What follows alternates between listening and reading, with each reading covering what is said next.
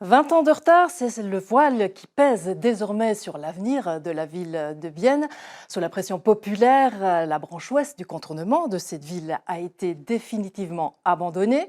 Les parlementaires, c'est-à-dire les représentants du peuple, ont, eux, proprement enterré le projet Aglo-Lac. Alors l'avenir de la ville de Bienne est-il en berne? Madame, monsieur, bienvenue à cette toute nouvelle émission Duel.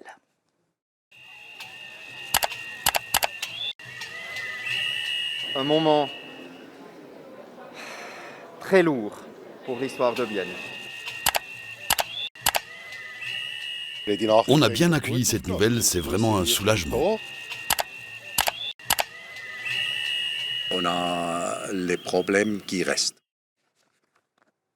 Les problèmes qui restent, oui. Alors d'où viennent-ils et surtout, qu'est-ce qu'on en fait? Duel d'idées et d'arguments dans l'émission d'aujourd'hui avec dans le coin rouge, Marie Meuchler. Vous êtes conseillère de ville à la ville de Bienne, évidemment, socialiste et coprésidente d'ailleurs du Parti socialiste roman. Vous avez été élue. Vous avez commencé votre travail au début de cette année. Quant à vous, Daniel Souter, dans le coin bleu, vous êtes presque un vieux de la vieille puisque vous êtes là depuis 2010 et que vous êtes du Parti radical roman. Alors je commence avec vous.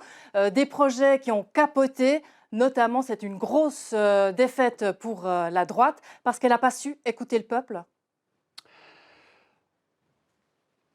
C'était des projets, figurez-vous, du conseil municipal de gauche. Depuis bientôt 50 ans, la ville est gouvernée par un gouvernement de gauche. Et c'est vrai, nous nous employons de législature à législature à essayer de renverser cette majorité, mais on en est toujours là. Donc, ce sont des projets d'un exécutif de gauche. Oui. Marie Meuchler, c'est donc juste une affaire politique, c'est tout?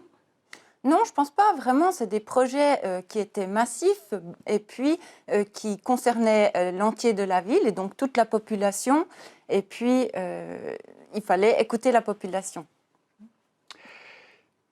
Il fallait écouter la population. Nous étions prêts, notamment par exemple avec Aglo-Lac, nous avons souhaité porter ce projet devant le peuple parce que oui, il est important.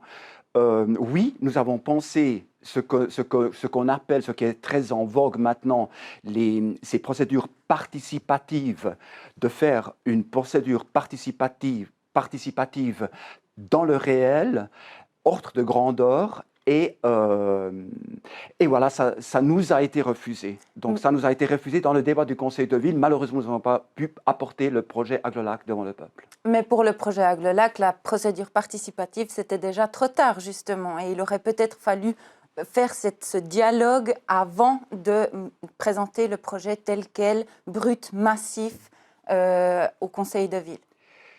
C'était un projet qui a commencé en 2008 avec maintes consultations, procédures d'information, consultation, donc aussi présentation publique des progrès.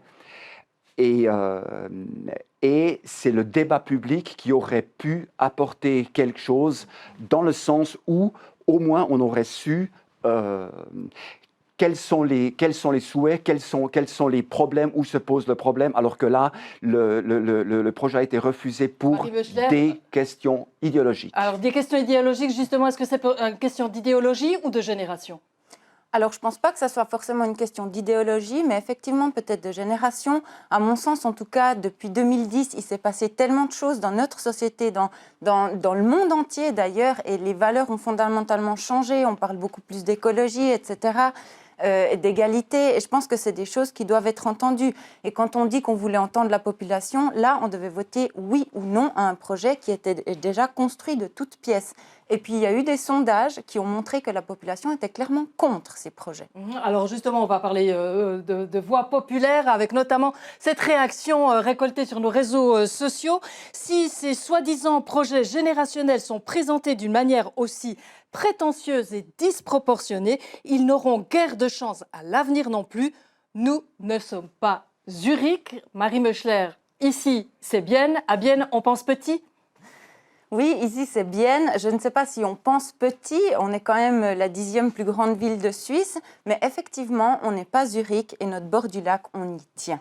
Alors c'est spécifique à Bienne, cet état d'esprit?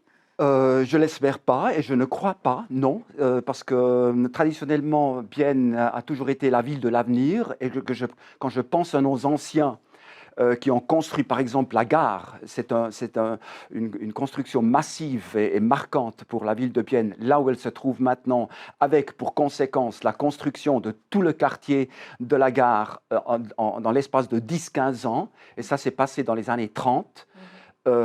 Du siècle passé. Mais l'avenir, vous dites ville de l'avenir, on peut enlever ce terme avenir, il n'existe plus à Bienne. Alors pour le moment, cet avenir est bloqué. Pour le moment, cette ville de l'avenir est en situation d'échec.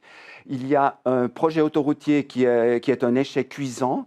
Il y a un projet Aglo-Lac qui est en congélation, disons-le comme ça, s'il n'est pas définitivement mort.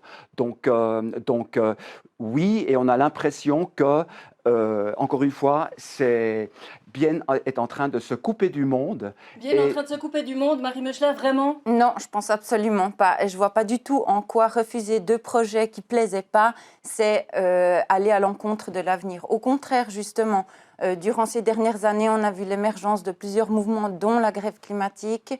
Et puis, c'est des choses qu'il faut vraiment prendre en considération. Et ces gros projets autoroutiers, béton, armé, c'est plus du temps. Mais ça veut dire quoi? Mais qui va venir investir à Bienne? On verra justement, faisons un dialogue participatif et construisons ensemble. Est-ce que vous pensez vraiment, Daniel Souter, qu'il y a encore des gens qui vont venir investir à Bienne maintenant? En tout cas, je pense, après ces nouvelles, il y a les uns et les autres qui sont en train de se poser la question, mais qu'est-ce qui se passe en ville de Bienne? Et voilà maintenant, pour des projets immobiliers, ce que l'investisseur de l'Aglo-Lac est en train de vivre, oui, c'est une importante frustration pour tous ces gens qui ont travaillé d'arrache-pied pendant des années pour présenter un projet qui est vraiment de l'avenir. Alors ça, c'est encore à réfléchir. Alors là, toute la question, c'est de savoir si ces réflexions, c'est déterminé par des positions politiques ou bien est-ce que ça devient des positions citoyennes et est-ce que, au fond, c'est typiquement biennois? Écoutez la réponse de Éric Fehr, le maire de la ville de Bienne. Je ne pense pas que c'est une question qui se limite à Bienne. Les souhaits et les besoins de la population à être associés à des démarches viennent de plus en plus importants. Ça se montre à tous les niveaux politiques de notre pays et à l'étranger. Et le groupe de réflexion prévu pour la suite des questions du contournement autoroutier, respectivement les projets successeurs, ce groupe de réflexion doit intégrer les associations des professionnels, mais aussi les mouvements citoyens, et fait donc office d'interface pour la participation avec la large population. Monsieur Souter, c'est bien joli ces groupes de réflexion, mais au fond, ça va coûter un saladier.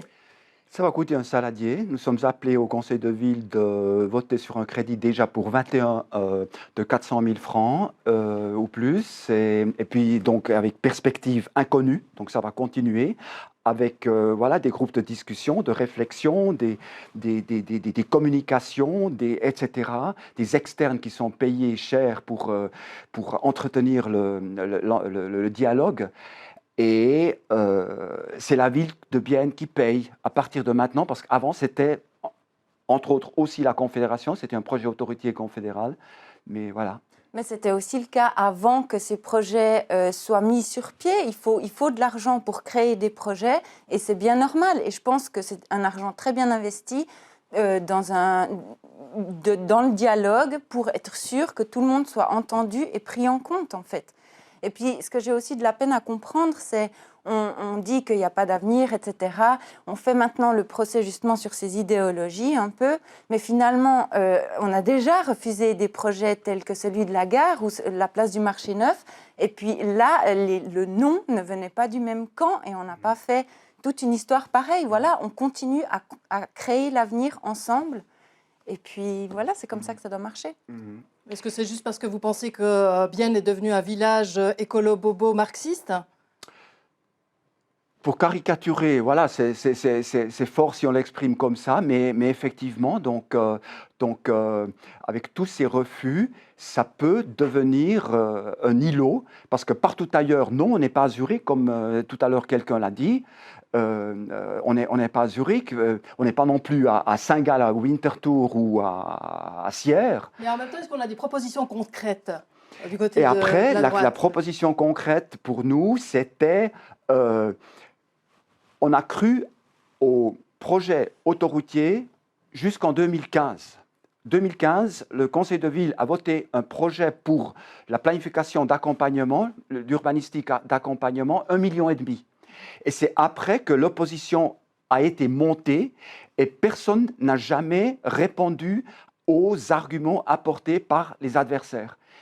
Et voilà, donc on est resté là, on n'en parle plus. Quelques secondes, Marie Meuchler, je vous laisse le mot de la fin avec cette vision de Bienne qui semble visiblement être rouge, très très rouge. Finalement, c'est tout bonus pour vous, c'est ça ? Non, en tout cas, c'est pas comme ça que je le vois. Je vois plutôt qu'on a envie de créer un avenir ensemble et qu'il y a pléthore de possibilités, comme par exemple les idées très innovatrices qui viennent de, par exemple, la réserve culturelle auxquelles on pourrait s'intéresser pour justement l'espace Expo Parc. Alors, des idées, des projets, visiblement, il y en a encore. Marie Meuchler, Daniel Souter, merci beaucoup d'avoir participé à cette première émission de Duel. Quant à vous, eh bien, on se retrouve dans 15 jours pour une nouvelle émission et un nouveau thème.